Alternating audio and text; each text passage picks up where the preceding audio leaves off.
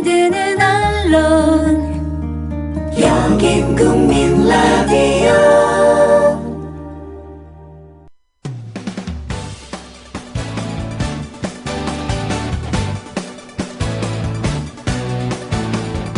미디어 협동조합 서영석 이사장의 서영석 타임즈. 청취자 여러분 안녕하십니까, 서영석입니다. 4월 9일 목요일 서영석 타임즈 시작합니다. 저는 요즘 퇴근길이 아주 즐겁습니다.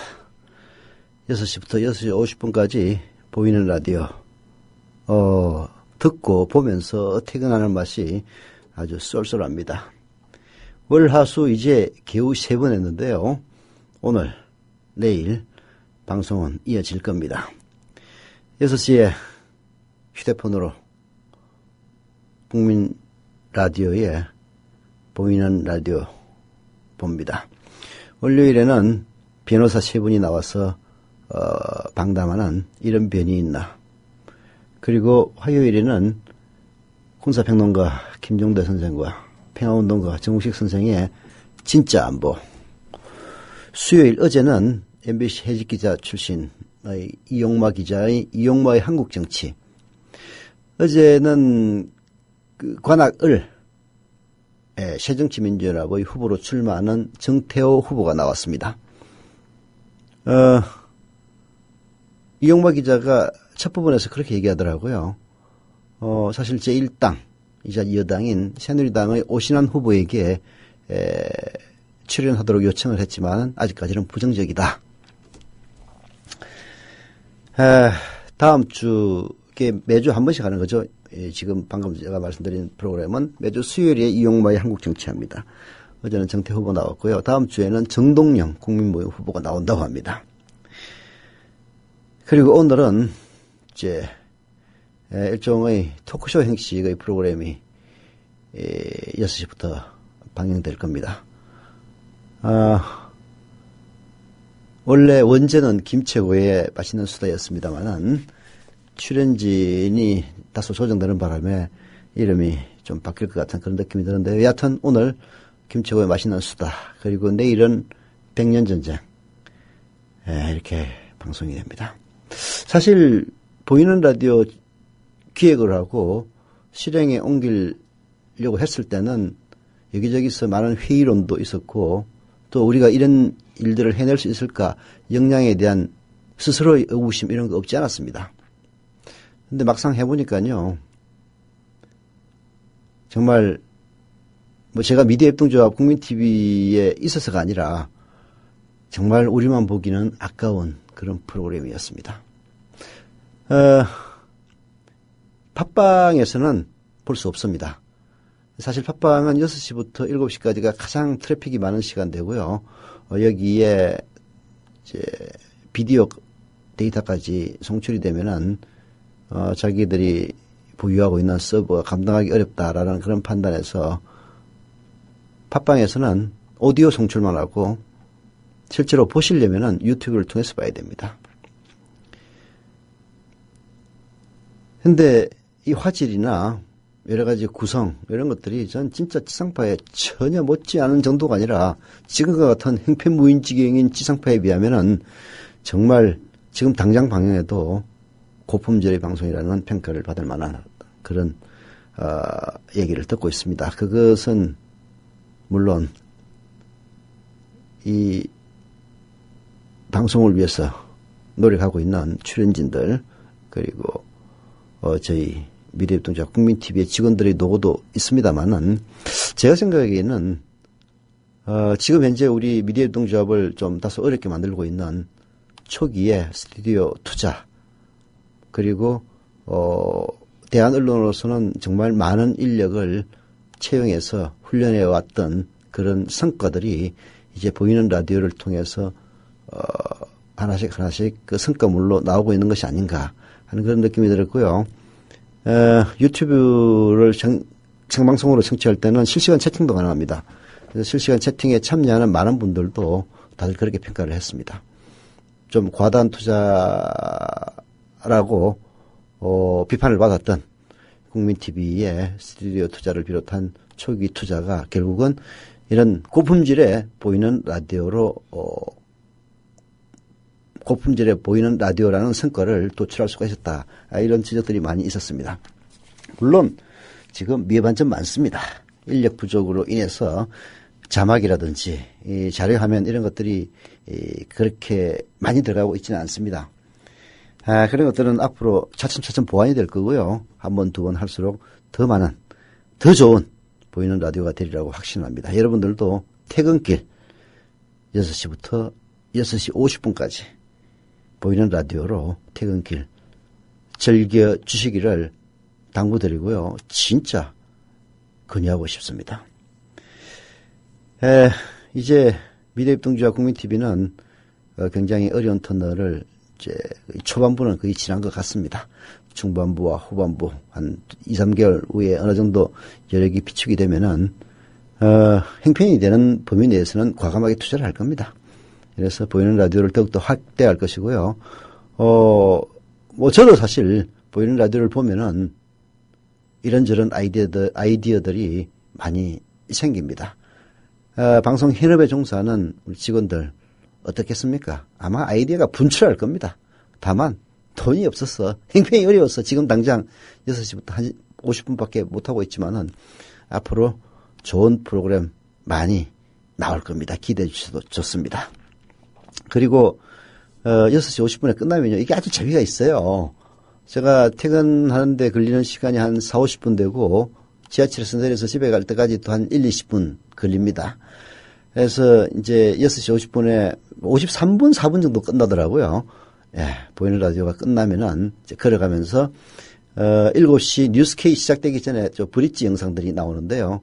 국민카페 광고라든지 그리고 어제 보이는 라디오에서는 국민TV 조합원들의 자녀분들 사진을 엮어서 동영상으로 보여드렸습니다. 국민TV 조합원으로서의 자부심도 고취될 수 있을 거라고 믿습니다. 이어지는 뉴스K 적은 인력에도 불구하고 여전히 씩씩하게 보도하는 모습들 보면서 뭐 저는 가슴이 뿌듯했는데요. 뭐 시청자 여러분들은 과연 만족할 만한 품질의 뉴스라고 느꼈는지는 미지수입니다. 그러나 여전히 인기 있는 거 보면요, 우리가 그렇게 적은 인력이나 그렇게 좋지 않은 환경 속에서도 나름대로 최선을 다하고 있지 않느냐 이런 생각은 들었습니다. 예, 오늘은 사실 제가 준비를 한 게 있긴 있는데 보니까 또 이 오피니언 비평 속에 들어있더라고요. 그래서 그때 가서 얘기하도록 하고 어제 또 그것 때문에 밤늦게 국민TV 조합원으로부터 전화까지 받았어요. 쉽게 얘기해서 유승민 새누리당 원내대표의 어제 그 국회 대표연설에 대해서 새정치민주연합의 대변인이 명연설이었다고 평가한 부분에 대해서 울분을 토하더라고요. 그 심정에는 많은 공감이 가고 또 현실 정치와의 괴리 이런 점에서 설명을 해드렸습니다만은 여러 가지 불만 있는 점들도 있었는데요. 여하튼 그 부분은 나중에 오피니언 비평에서 따로 이야기하겠습니다. 잠시 광고 듣고 서영석 타임즈 본격적으로 시작하겠습니다. 주 기자님, 지난 주말에 콘도 다녀왔는데 진짜 좋았대. 주 기자님은 콘도 회원권도 갖고 있나 봐요? 부럽다. 이번에 회원권 114 거래소에 의뢰해서 싸게 구입했다는데? 콘도 회원권은 비싸지 않아요? 회원권인데? 근데 이 콘도 회원권이라고 다 비싼 게 아닌가 봐. 회원권 114에 알아보니까 종류도 많고 다양한 상품들 엄청 많던데? 그러면 우리도 봄 여행 한번 알아볼까요? 콘도는 회원권 114에서 구입하고요. 02-544-6114번 02-544-6114번 회원권 114는 인터넷과 모바일 앱에서도 검색할 수 있습니다. 콘도 회원권 거래는 회원권 114 02-544-6114번으로 바로 전화해보세요.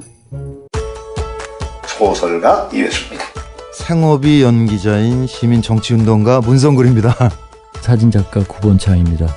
건축가 승효상입니다. 미술가 이목상입니다. 음악평론가 강은입니다. 디자이너 안상수입니다. 영화도 만들고 미술도 하는 박찬경입니다. 안녕하세요. 진중환입니다. 미학자에게 예술가의 내면을 들여다보는 것은 새로 발견된 고분의 문을 따는 고고학자의 마음처럼 흥분되는 일입니다.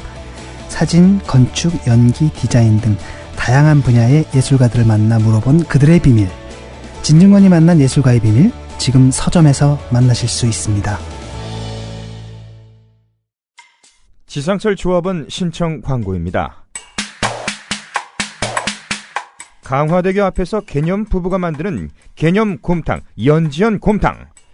연지연이란 가마솥의 장작불로 온종일 구워내는 곰탕을 서로 나누어 이어지는 인연이란 뜻입니다. 연지연 곰탕이 민주주의를 열망하는 조합원 여러분과 국민의 건강을 책임지겠습니다. 곰탕 포장 판매는 한 팩 800g에 7,000원이며 7팩 이상은 무료 배송으로 드립니다. 연지연 곰탕은 강화대교 입구에 위치해 있습니다. 단체 주문 예약 및 포장 주문 전화번호는 010-7252-1114, 010-7252-1114, 031-989-9968. 조합원 단체 예약은 10% 할인해드립니다.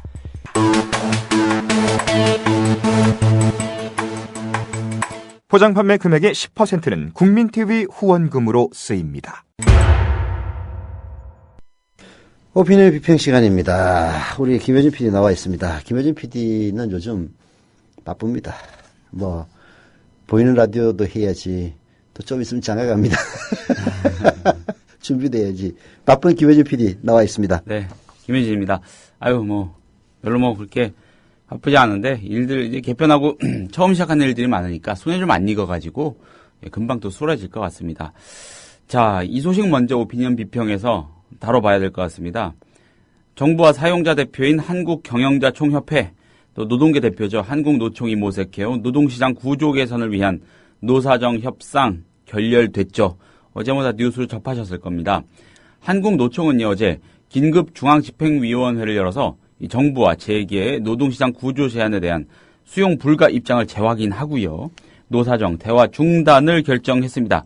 결렬, 이렇게 선언을 한 겁니다. 앞서 정부와 재계는 한국노총이 제시한 5대 수용 불가 사항, 요거 거부했죠. 노동시장의 이중구조 문제가 심각한 상황에서 모처럼 마련된 노사정 협상이 아무런 성과 없이 파국을 맞은 거 일단 이 자체는 안타깝다고 하겠습니다. 네. 경향신문 사설 가보겠습니다. 쉬운 해고로는 노동개혁 못한다. 이런 제목입니다. 무슨 얘기인지 감을 잡으실 겁니다. 노사정 협상 결렬은 일찌감치 예고된 것이나 다름없었다고 경향은 전제를 하고 있습니다. 네. 협상의 핵심 의제인 노동시장의 구조에 대한 문제의식과 해결 방식이 확연히 다른 상황에서 3자 모두 공감하는 해결책 마련 자체가 애초에 불가능한 목표였다는 것입니다. 정부는 비정규직 차별을 노동시장의 최우선적 해결 과제로 꼽고 있습니다. 이른바 그냥 순전히 정부의 표현이죠. 정규직 과보호 문제의 개선과 고용 유연화를 통해 노동 양극화를 해소하고 비정규직 차별 및 청년 일자리 부족 문제를 해결할 수 있다고 주장해온 겁니다. 그러면서요, 일반 해고와 취업규칙 변경 요건 완화를 요구했습니다. 해고 쉽게 하겠다는 얘기죠. 한마디로. 그러나 노동시장의 구조적 문제는 정부의 대기업 위주 노동정책과 대기업들의 비정상적 고용 관행에서 비롯된 것이라는 거. 이건 사실 팩트 아니겠습니까? 네. 노동시장 이중구조 문제만 해도 독점적 대기업과 중소기업 노동자 간 차별이 핵심입니다. 이는 경제성장 과실이 소수 대기업에 집중되기 때문에 나타난 현상이라고 경향은 짚고 있습니다. 중소기업에 대한 불공정 거래를 엄단하는 것이 하나의 해결책일 수 있겠는데 별로 그러지 않고 있죠. 일자리의 86%를 담당하는 중소기업의 경영 여건을 개선해 양질의 일자리를 확보하자는 겁니다. 이를 외면하고요. 쉬운 해고와 임금 인하를 통해 비정규직 처우를 개선하고 정규직 및 청년 일자리를 확보하겠다는 거, 실질적인 효과를 거두기 어렵습니다. 비정규직 문제를 정규직과의 차별 문제로 몰고 가는 것도 또 다른 왜곡입니다.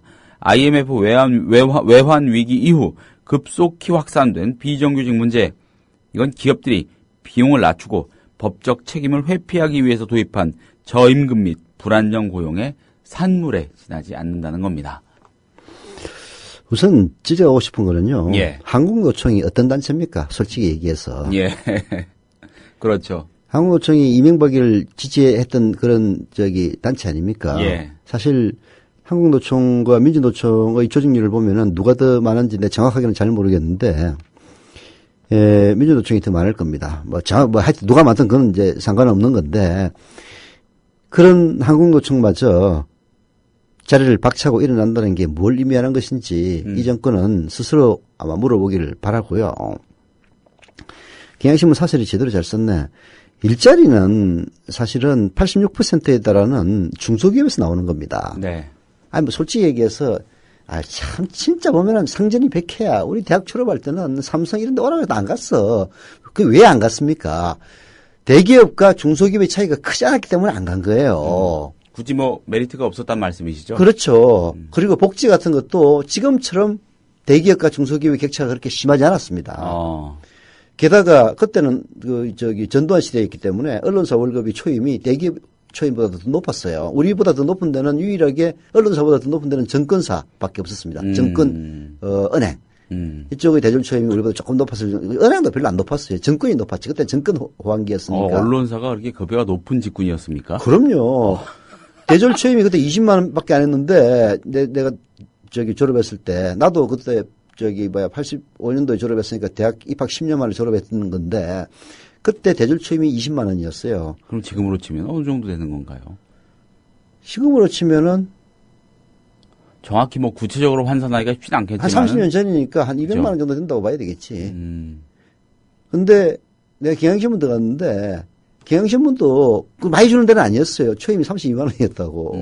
대졸 초임 20만 원인데 신문사 초임이 32만 원이었어. 방금 20만 원 말씀하셨던 거는 네. 이사장님이 처음에 받으셨던 그게 아니고 그때 보통 대졸 초임이 그때 20만 원이라고 했을 기업들. 때. 근데 32만 원. 그래서 32만 원 받았지. 굉장히 많이 받은 거예요.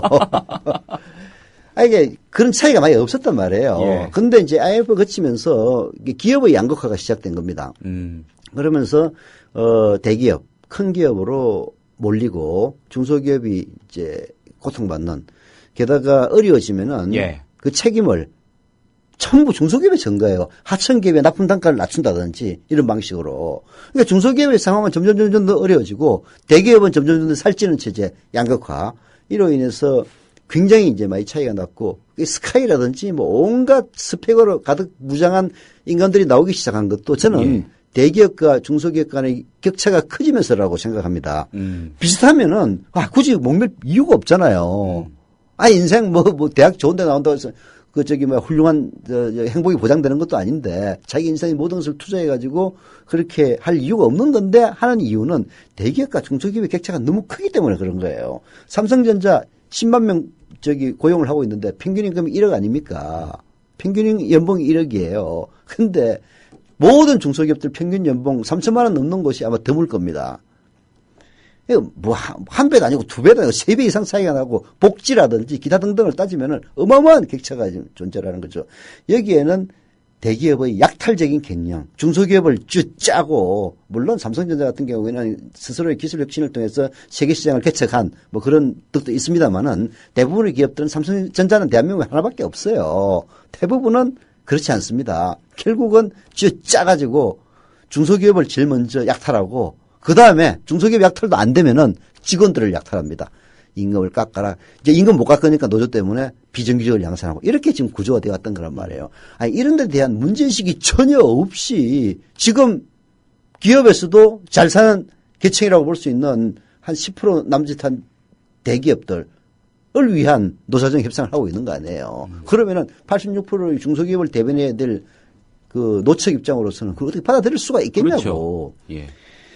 근본적으로 이 정권은 뭘 해도 보면은 말로는 뭘 못해요. 어제 유승민이 나중에 얘기하겠습니다만은 거기에 대해서 유언에 대변인이 역사적인 명년설 내용 보니까 좋은 얘기를 많이 했더라고. 좋은 얘기 많이 한 걸로 따지면은 박근혜만 사람이 어디 있어? 솔직한 얘기로 그렇게 해?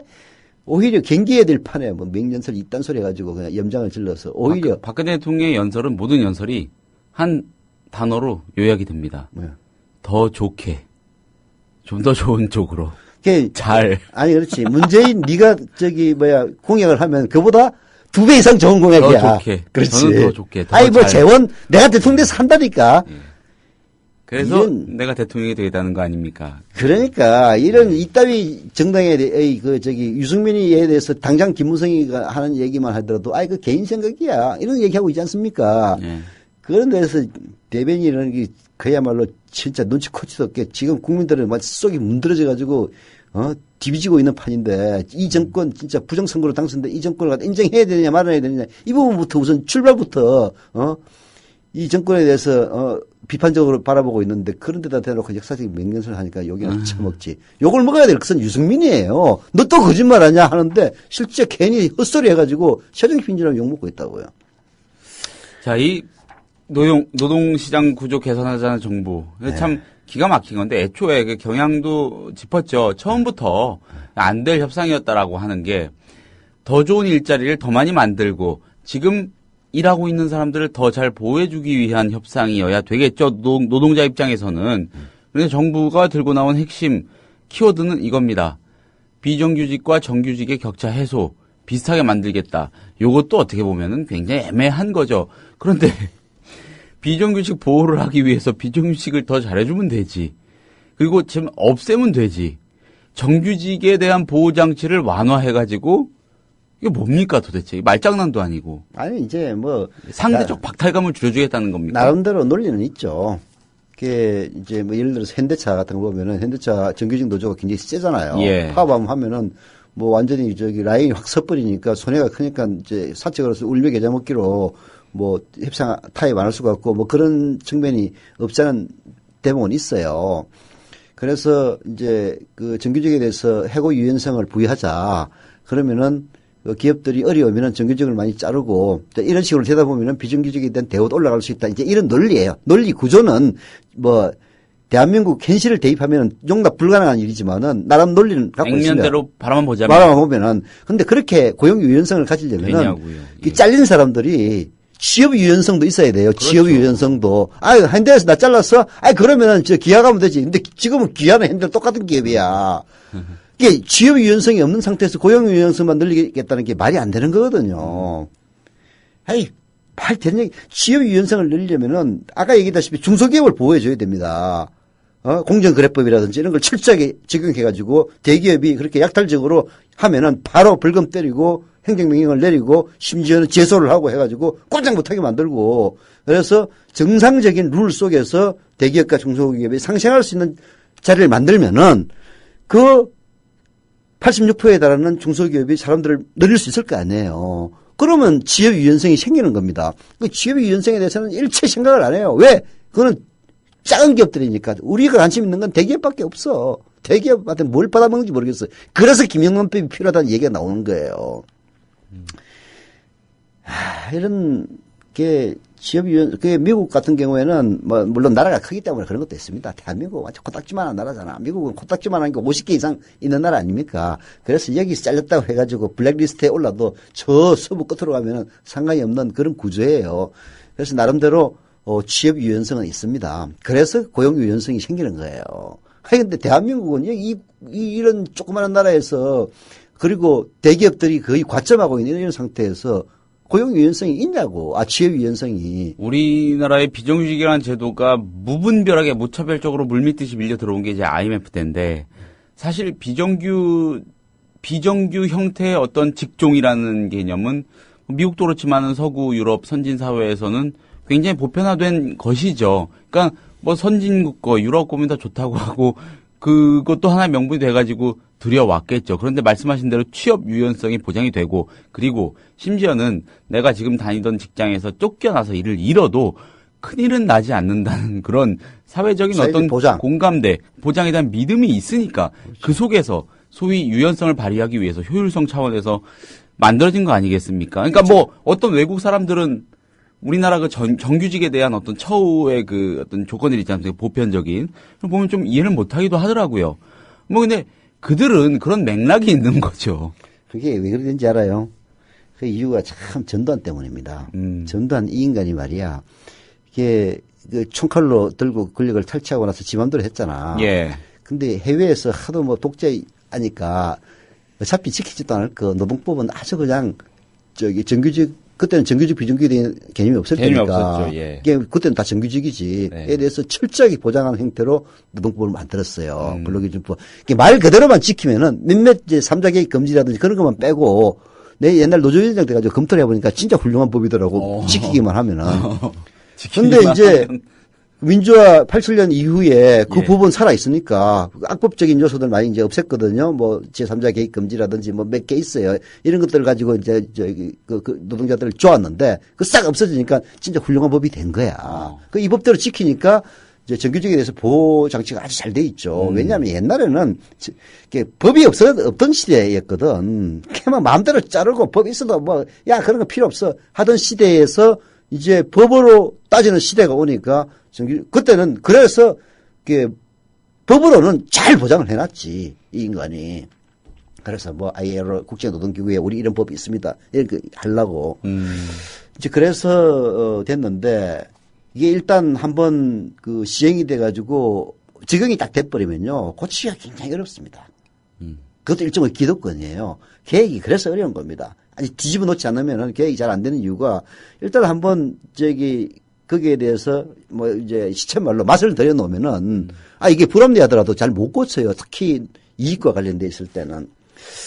그래서 저는 이제 뭐 노동법 전문가가 아니니까 뭐 전문가의 시선에 없어서 보면 웃기는 얘기가 될지 모르겠지만은 제가 수십 년간 살아오면서 그 법의 변화 과정을 기자로서 지켜본 바에 따르면은 그런 결론을 얻었는데 예, 뭐 비정규직 같은 것도 사실 IMF가 아니었으면은 IMF 사태가 아니었으면 우리나라 사회에 들어오지를 못했을 거예요. 그래서 기업이 어려울 때 비용을 줄이기 위해서 비정규직을 고용하는 것은 난 이해가 간다고 봅니다. 망하지는 말아야 되니까. 근데 그렇게 해서 그 회사가 정상적인 궤도에 돌아서면은 비정규직을 없애야 될 거 아니에요. 이제 그때부터는 이게 기업의 정상적인 영업을 통해서 얻는 이익 플러스 네. 비정규직을 그냥 존치시킴으로써 생기는 플러스 이익 이걸 다 동시에 누리려고 기업들은 안 없애요. 이게 문제인 거야. 어려울 때는 뭘 못하겠습니까? 사실 그 회사가 망하면은 이게 뭐 제로가 되는 거니까 그렇잖아요.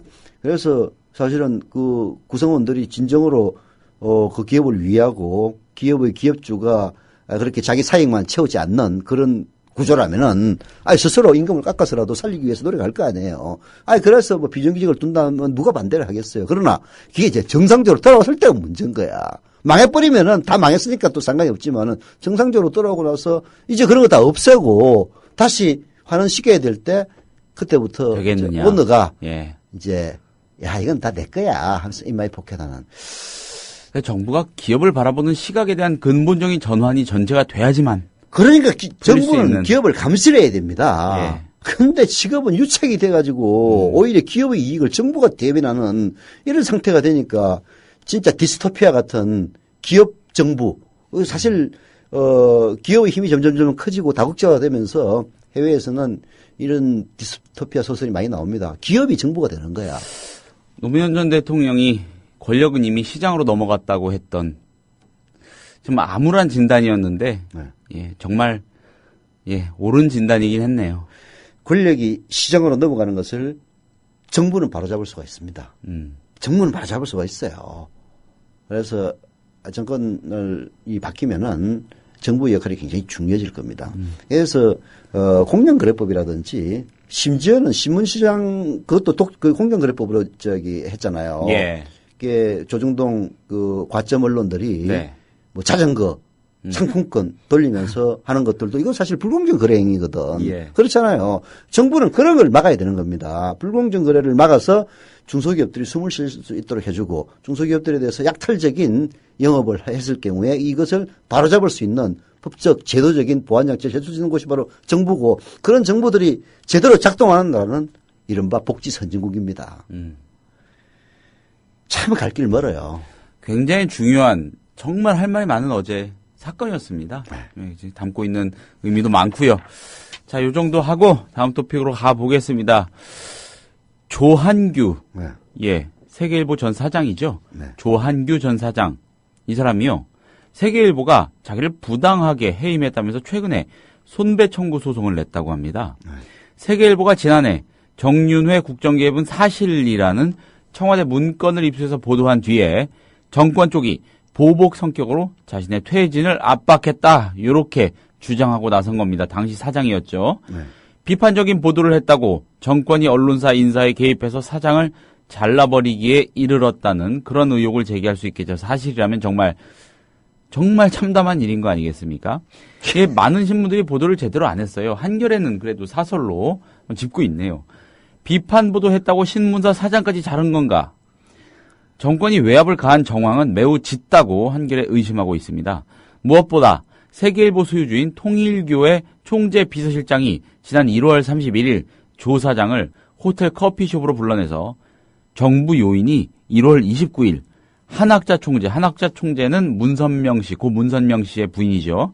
한학자 통일교 총재 쪽에 전화를 걸어 조한규 사장을 해임하지 않으면 통일교의 판도라 상자를 열겠다고 압력을 가해서 조 사장을 해임하기로 했다. 이렇게 설명했다는 겁니다. 그러니까 통일교 총재 비서실장이 어느 날 조한규, 멀쩡하게 사장직 유지하고 있던 사람을 부릅니다. 그래서 이런 말을 했다는 거죠. 당신 안 물러나면은 통일교 때린단다. 물러나줘야겠다. 이런 얘기를 했다는 겁니다. 그 자신이 현장 취재 기자였으며 언론사 대표로 있던 사람이 구체적으로 기억하고 기록해서 주장하는 것이니까 신빙성을 의심할 이유가 별로 없다고 일단 한겨레는 이 조한규 전 사장의 주장에 의미를 부여하고 있습니다. 그 무렵이었습니다. 세무당국은 통일교 계열의 두 기업체에 대해 세무조사에 착수했다고도 합니다. 박근혜 정권은 지난해 말부터 정윤회 국정개입 논란으로 단단히 궁지에 몰렸죠. 정권 쪽이 볼 때 첫 보도를 한 세계일보가 눈에 가시 같았을 겁니다. 그 연장에서 인사 개입을 시도했을 것이란 추론 자연스럽습니다. 언론인의 밥줄을 끊어 비판의 싹을 잘라버린다는 언론 탄압의 고전이 되살아나는 느낌도 든다고 합니다. 1975년 박정희 정권은 동아일보, 조선일보의 비판 성향 기자들에 대한 인사 조처를 요구했으며 두 신문사주들은 이에 굴복해 기자들을 대량 해고했습니다. 널리 알려진 관련 사건들이 여러 건 있죠. 1980년 전두환 신군부 비슷한 짓을 했습니다. 통폐합해버렸죠. 이번에는 자르라는 대상이 기자도 아니고 사장을 그러니 위축 효과는 더 크지 않았겠습니까? 진짜 무도하기 짝이 없는. 뭐 지금은 어쨌든 일방의 주장이니까 단정적으로 말할 수는 없겠지만은 여러 정황들을 보면은 이게 뭐 허튼 소리 할 그럴 사람은 아니다라는 생각이 저도 들긴 합니다. 조한규 씨는 뭐 내하고 직접 같은 출입처에서 다닌 적은 없지만은 내가 취재했을 때 기자였을 때 기자를 했죠. 저보다 좀 연배가 더 아래일 거라고 기억이 되는데 정확하게 잘 모르겠네요. 여하튼 기자 출신입니다. 그런데 기자 출신이 손배소를 제기를 했다면은 팩트에 대해서는 나름대로 어느 정도 뭔가를 갖고 제기를 했겠죠. 이 사람들이 주변에서 이런저런 당신 잘못하면 우리 통일교 다 큰일 나. 물러나. 이런 말 해줬다는 사람이 있잖아요. 이 사람이 이 기자 출신 조한규 전 사장을 좀 쉽게 본 걸까요? 제가 보기에는 뭐 녹음도 좀 갖고 있지 않을까 싶기도 한데. 아니 이제 그 청와대에서 뭐 어느 놈이 했다는 얘기는 청와대라고 나와 있나? 통일교의 총재 비서실장이 그랬다는 겁니다. 아니. 정부 요인이 한학자 총재에게 전화를 걸어서 뭐 청와대 아니겠나? 난 하여튼 그렇게 짐작이 되는데 누군가가 전화를 걸어가지고 조한규 사장한테 잘못 전화 걸었다가는 꼬질 때 나갈 것 같으니까 통일교에다 조진 거지. 야, 조한규 잘라. 안 자르면 너 조져버릴 거야. 안 잘라? 일단 시범 케이스 보여줄게. 그때 통일교 두 개 기업에 대해서 세무조사 들어갔거든요. 그러니까 통일교에서는 아뜨거라 했겠지. 아니 뭐 어떻게 기업을 격리했길래 님이 저기 세무조사하니까 아뜨거라 해가지고 사장을 잘라버리냐. 이 통일교도 문제 많은데요. 근데 여하튼 문제 많든 문제가 적든 그거는 사기업의 문제고 여기서 정부 요인이라는 인간이 누군지 이 진짜 궁금하네. 정부 요인 어떤 요인이야 도대체? 이거 이렇게 문제가 됐으니까 소송을 했으니까는 본안 재판을 가지 않겠습니까? 그럼 이 사람들 다 나와야 입증해야겠죠.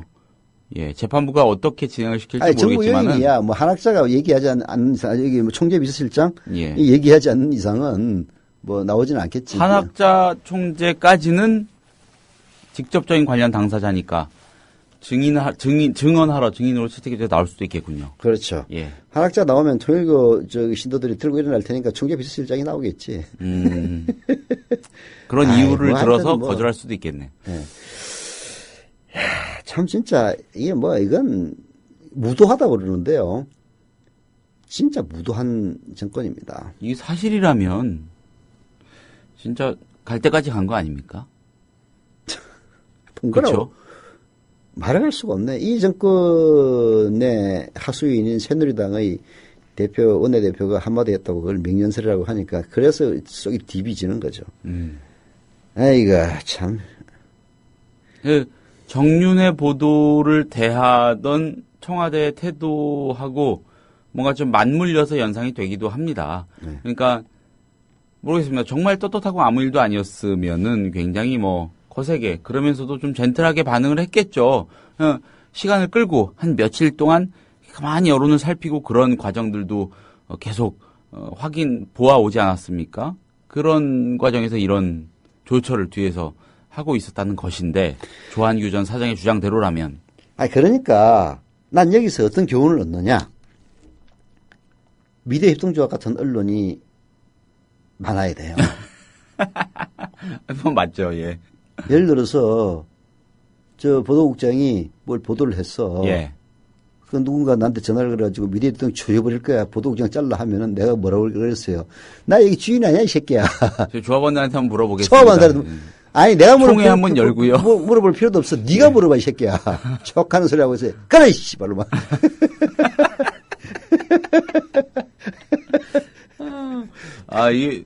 이 세계일보 기자한테 누가 처음에 토스를 해줬는지 모르겠는데 그분한테 다시 한번 권해드리겠는데 앞으로는 국민TV로 네. 전화 돌리라고 그래요. 내가 봐도 야 이 새끼야 너 누구야? 너 청와대야? 정부 요인이라고 그러는데 어디야? 총리실이야? 국정원이야? 천만화 얘기해봐. 근데 한겨레 신문 사설을 보면은 한겨레 이 논설위원께서 참으로 어처구니 없게 여기는 대목 중에 하나였던 것 같아요. 그래도 옛날에는 조금 막말 표현으로 조져도 기자들 조졌잖아요. 그냥 사장을. 그러니까 좀 있으면 이제 누굴 조질까? 그러니까 한학자를 조지나? 야, 이거 진짜 이완구 국무총리가 후보 시절에 기자들 데리고 했다는 그런 말 같지도 않은 막걸리 같은 그 말 따위. 예. 그런 것들이 괜히 나오는 게 아니었다는 거죠. 한겨레 신문도 말이에요. 이게 사실은 국민주주 신문이기 때문에 이런 거를 소신 있게 쓰는 겁니다. 예를 들어서 한겨레 신문도 누군가 개인 소유라고 생각해 보십시오. 그 개인이면 한겨레 신문도 사실 그렇게 흑자 내는 신문은 아닌데 여기다 세계일보다 마찬가지예요. 적자일 거 아닙니까? 그러면 다른 기일사에서 돈 때려부어 가지고 유지하는 거예요. 근데 다른 데서 때려붓는 그 기업을 갖다가 세무조사하고 사찰을 하고 해가지고 기업을 휘청휘청하게 만들면은 안 넘어가겠어요? 한겨레 신문도 어쩔 수 없어. 근데 안 넘어가는 이유는 한겨레 신문도 국민주주 신문이기 때문에 못 건드리는 거예요. 그렇지 않습니까? 누구한테 가서 저기 한겨레 신문 사장 잘라 그러겠어. 자르라 그러면 이 새끼야. 국민한테 물어보겠다고. 국민한테 네가 직접 물어봐. 그렇게 되는 거죠. 그래서 이건 천하의 조중동도 옛날에 박정희한테는 꼼짝 못했던 겁니다. 그래서 기자들이 들고 일어나니까 결국 사장들이 박정희에 굴복해가지고 다 잘라버린 거 아니에요. 네. 그래, 그런 사주들이 지금도 사람 몇 면이 숨쉬고 있는 판인데 무슨 전통 같은 소리하고 얼어 죽을 소리하고 있어. 동아일보의 전통은 기자들이 만든 거지 사주가 만든 건 아닙니다. 조선일보는 그런 전통도 있는지 없는지 잘 모르겠고. 참, 근데 지금 소송을 최근에 낸 게 지금 알려진 거 아닙니까? 지금까지 묵히고 있었던 건데. 아니, 이제 조한규가 청와대나 정부 요인에게 소송을 건 게 아니고 세계일보 상대로 낸 거거든요. 그러니까 결국 이 전말이 밝혀진 거지. 왜 이게 내기까지 어떤 고민을 했을지도 참 굉장히 궁금하긴 열받은 합니다. 거죠. 아니, 사장을 갖다가 자기는 이제 쉽게 해서 특종을 했으니까 상을 줄 거라고 생각했을 거 아니에요. 기자라는 건 당연한 거거든. 특종하면 상 줘야지, 연명할. 근데 청계비서장이 전화 걸어가지고 야, 이 새끼야, 니 때문에 말이야. 우리 다 죽게 됐어. 너 좀 잠깐 쉬어. 야, 억울하지? 억울하도 참아. 우리가 살아야지. X. 해버리니까, 이제 처음에는 사장까지 올라왔으니까, 이제 나름대로 그것도 고위층하고 관계도 있을 거 아니에요.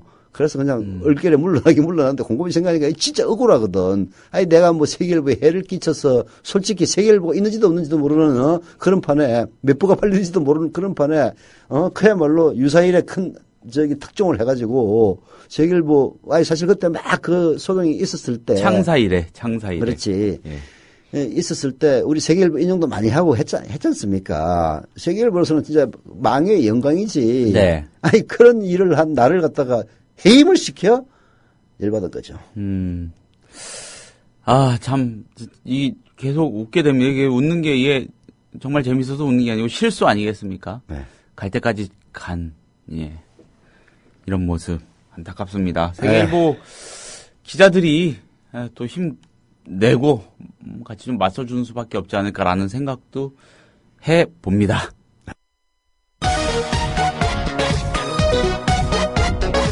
새정치민주연합 유은혜 대변인 어제 새누리당 유승민 원내대표의 교섭단체 대표연설이 있었습니다. 우리나라의 보수가 나아가야 할 방향을 보여준 명연설이었습니다. 새누리당의 이러한 새로운 변화가 실천으로 이어지길 기대합니다. 희생자와 실종자 가족들에게 국가는 왜 존재합니까? 우리 정치가 이분들의 눈물을 닦아드려야 하지 않겠습니까? 기술적 검토를 조속히 마무리 짓고 그 결과 인양이 가능하다면 세월호는 온전하게 인양해야 합니다. 세월호를 인양해서 마지막 한 사람까지 찾기 위해 최선을 다하겠다던 정부의 약속을 지키고 가족들의 한을 풀어드려야 합니다. 세월호 인양에 1,000억 원이 넘는 돈이 필요하다고 합니다. 막대한 돈이지만 정부가 나서서 국민의 이해를 구하면 국민들께서는 따뜻한 마음으로 이해하고 동의해 주실 것입니다. 심각한 양극화 때문에 대한민국이라는 공동체는 갈수록 내부로부터의 붕괴 위험이 커지고 있습니다. 새누리당은 고통받는 국민의 편에 서겠습니다. 가진 자, 기득권 세력, 재벌 대기업의 편이 아니라 고통받는 서민 중산층의 편에 서겠습니다. 빈곤층, 실업자, 비정규직, 초단시간 근로자, 신용불량자, 영세 자영업자와 소상공인, 장애인, 무위탁 노인, 결식 아동, 소년, 소녀 가장, 다문화 가정, 북한 이탈 주민, 이런 어려운 분들에게 노선과 정책의 새로운 지향을 두고 이분들의 고통을 함께 느끼고 그분들의 행복을 위해 당이 존재하겠습니다. 더 주목되는 건 유승민 원내대표의 연설로 한층 짙어진 당청 간의 오묘한 분위기. 유승민 원내대표의 어제 연설과 박근혜 대통령이 지난 언급 몇 호막 차례로 들어보시죠. 그걸로 인해서 국민에게 부담을 주지 않고 우리가 경제도 살리고 그 어떤 복지도 더 잘해보자 하는 그런 그 심오한 그 뜻이 거기 담겨져 있는데 이것을 외면한다고 한다면은 정말 국민을 배신하는 거 아니냐. 저는 그런 생각을 합니다. 정세 없는 복지는 허구임이 입증되고 있습니다. 이제 우리 정치권은 국민 앞에 솔직하게 고백해야 합니다. 경제 민주화가 대기업 옥죄기나 과도한 규제로 변질되지 않고 본래의 취지대로 운영될 수 있도록 할 것입니다. 지금 논란이 되고 있는 상법 개정안에 대한 우려도 잘 알고 있습니다. 그 문제는 정부가 신중하게 검토해서 많은 의견을 청취하여 추진할 것입니다. 새누리당은 고통받는 국민의 편에 서겠습니다. 가진 자, 기득권 세력, 재벌 대기업의 편이 아니라 고통받는 서민 중산층의 편에 서겠습니다. 노무현 전 대통령과 열린우리당을 향해 입만 열면은 자신들이 서민의 정당이라고 하면서 막상 정말 죽지 못해서 살아가는 그런 고통받는 서민들 많은데 그 서민들을 위한 이 감세 법안을 하나도 받아들이지 못하겠다고 한다면 이걸로써 이 정권은 서민의 정권이 아니라는 것이 분명해졌습니다. 앞으로 절대 자신들이 서민의 정당이니 뭐니 하는 단어 써서는 안 될 것입니다. 10년 전 노무현 대통령은 대한민국 대통령으로서 처음으로 양극화를 말했습니다. 양극화 해소를 시대의 과제로 제시했던 그분의 통찰을 저는 높이 평가합니다.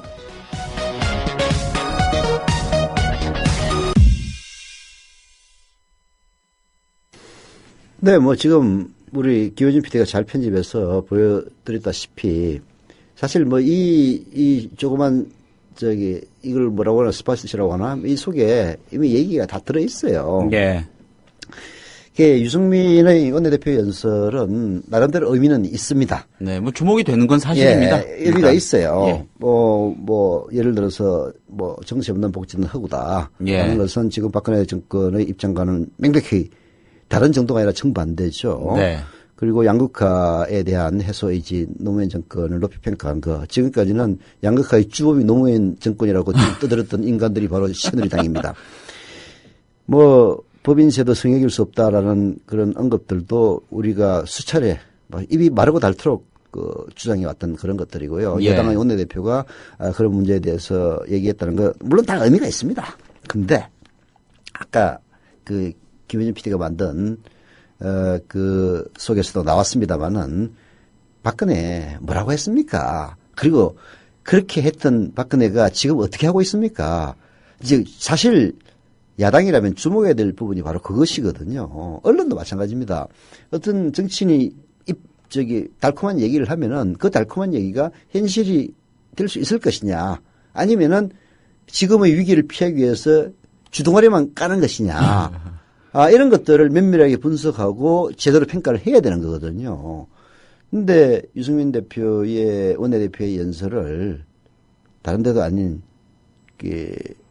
제1야당인 새정치민주연합의 대변인이라는 자가 역사적인 명연설 운운하면서 립서비스를 하는 것은 그건 우윤근이가 이왕구 보고 눈물 흘린 거하고 똑같은 행동을 하는 겁니다. 어떻게 참 문재인도 인복이 그렇게 없냐. 유승민의 말에 유승민 대표의 연설에 진정성이 있냐 없냐의 문제를 떠나서. 그렇죠. 예. 유승민 대표는 저는 진정성이 없다고 생각을 합니다. 유승민 대표가 이런 이야기를 꺼낸 것은 두 가지 다목적 포석이라고 봐요. 저는 유승민을 오히려 앞으로 주목해야 되지 않을까 하는 그런 생각도 드는데요. 사실 박근혜가 대통령이 될 수 있었던 것은 야권의 화두였던 경제민주화. 그리고 경제민주화 복지 부분을 네. 자기 공약인 것처럼 사기쳐가지고 예. 포장을 해서 그것도 말도 안 되는 공약을 했기 때문입니다. 다 그냥 공짜로 다 준대.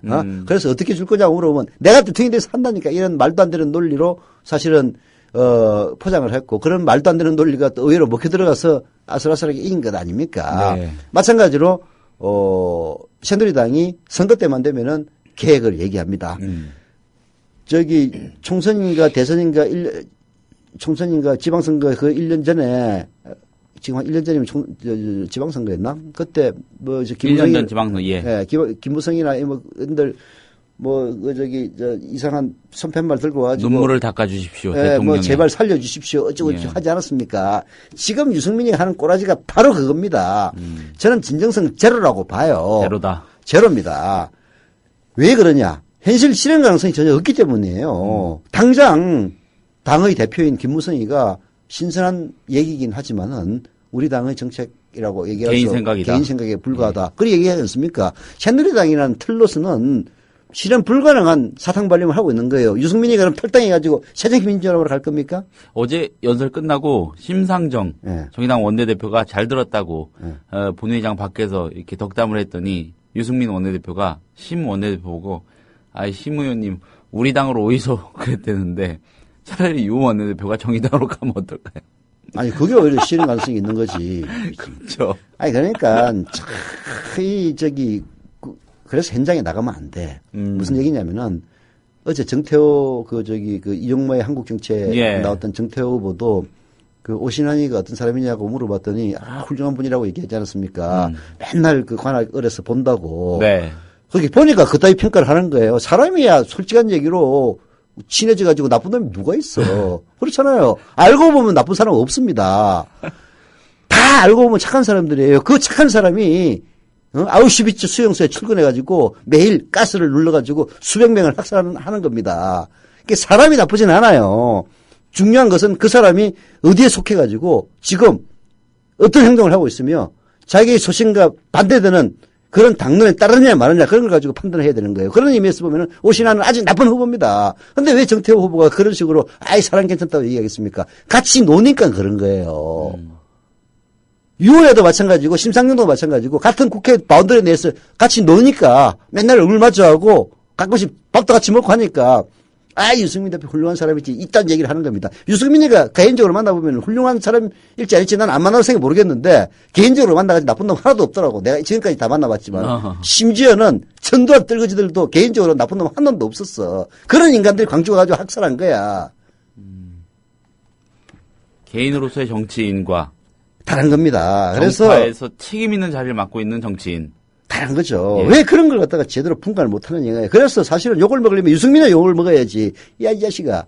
너 옛날에 박근혜 했던 것처럼 또 사기치는 거야? 욕을 먹어야 되는데. 그리고 이왕구 마찬가지 아닙니까? 총리가 됐으면 야, 너는 그런 스펙 가지고 그렇게 참아가지고 총리가 됐다는 게 말이 되는 거야? 이왕구 욕을 먹어야 되는데 지금 현실은 누가 욕을 먹습니까? 거기서 눈물 찔찔 흘리고 우윤근이 욕 먹고 명년설이라고 해도 유은혜가 욕 먹지 않습니까? 이런 바보 병신들이 어디 있습니까? 당연히 지적을 했어야죠. 좋은 연설이다. 그러나 과거 박근혜의 사례를 볼 때 그 말에 진정성이 있는지 정말 의심이 간다. 유승민 제대로 정치하려면은 너 당내에서 싸우더라도 네 말 그대로 실천하길 바란다. 이런 식으로 논평을 했어야죠. 안 그렇습니까? 그랬으면 욕 하나도 안 했을 거예요. 보면은 왜 그렇습니까? 그게 같은 국회라고 하는 속에서 맨날 얼굴 마주치면서 보니까 이따위 행태를 하는 거예요. 현장을 나가라고 현장을. 현장에서 지금 국민들이 속이 썩어 문드러져가지고 새누리당만 보면은 우라가 치밀어서 진짜 이 나라를 떠나야 될지 말아야 될지 이런 고민하는 사람들이 얼마나 많이 늘려 있는데.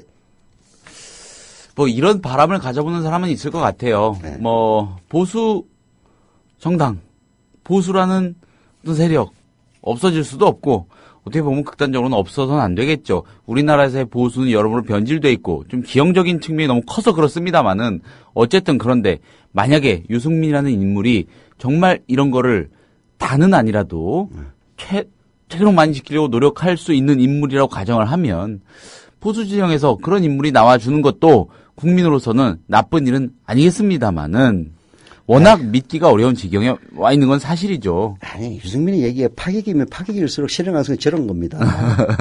아니, 새누리당을 폭파시키지 않고 이게 되겠어요? 그리고 유승민이가 솔직한 얘기로 폭파시킬 능력이 됩니까? 내가 보기에는 유승민이가 다음 당권 노리기 위해서 소장파들을 결집하기 위한 그런 전략이고 또 한 걸음 더 나아가면은 지금 재보궐선거에는 별 효과 없고 내년 총선거에서 또 사기치기 위한 포석을 까는 거라고 저는 봐요. 총선 사기 밑밥이다. 그럼요. 또 분명히 지금 솔직한 얘기로 보십시오. 각종 이런 지표가 새누리당이 지지도가 30% 40% 어쩌고 그러는데 난 그냥 말짱 개소리고 실제로는 민심이 부글부글 끓고 있다고 생각을 합니다. 이 부글부글 끓고 있는 것을 누구보다도 잘 알고 있는 것이 바로 새누리당이에요. 그래서 또 한번 우리 바뀌겠습니다. 제발 살려주십시오. 퍼포먼스 또 할 겁니다. 이번엔 또 어떤 아이디어로서 참신하게 해가지고 또 사람들 쏘길지 저도 궁금해요. 그 밑밥입니다. 그도 그럴 것이 이사장님 말씀 공감이 될 수가 있는 게 사실 박근혜 예전 한나라당 대표 대선 후보가요.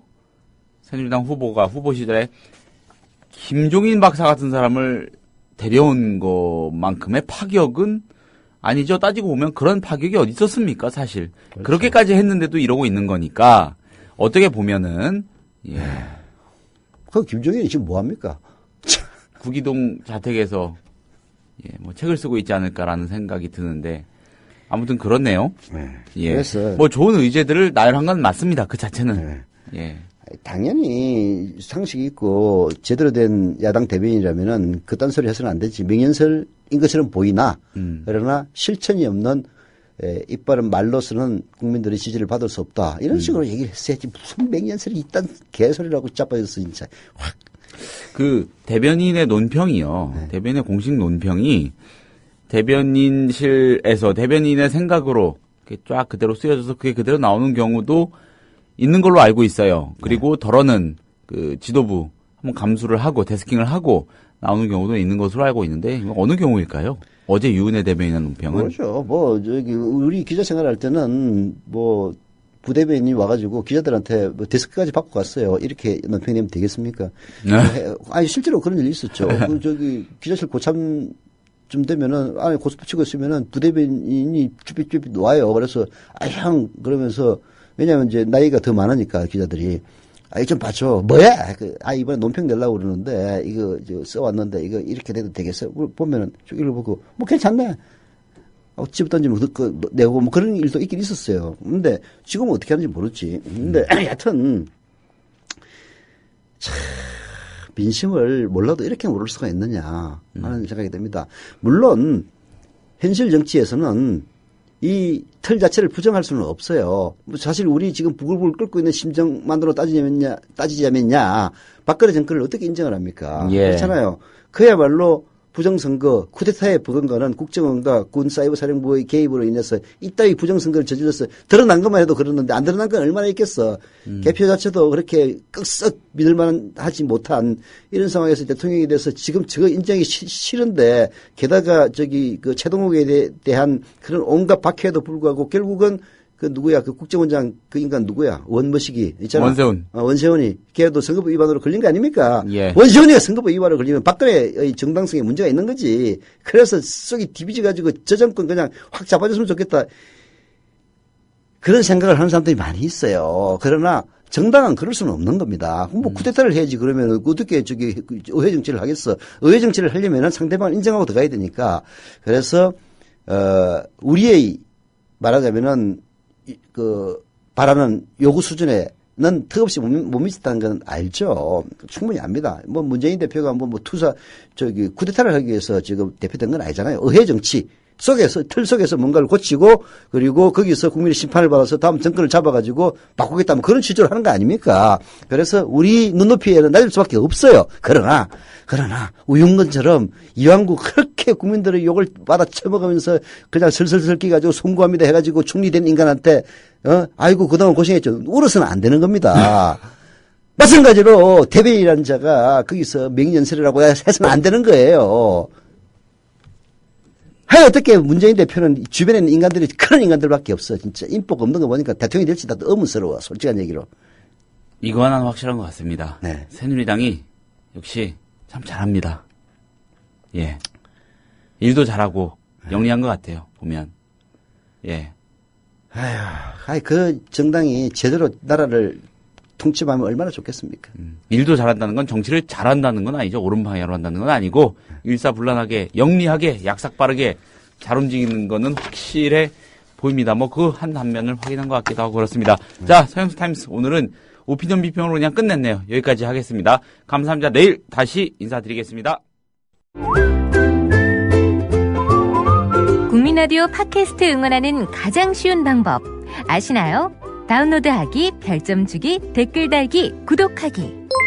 국민라디오 팟캐스트 널리 알리는 가장 쉬운 방법. 다운로드하기, 별점 주기, 댓글 달기, 구독하기.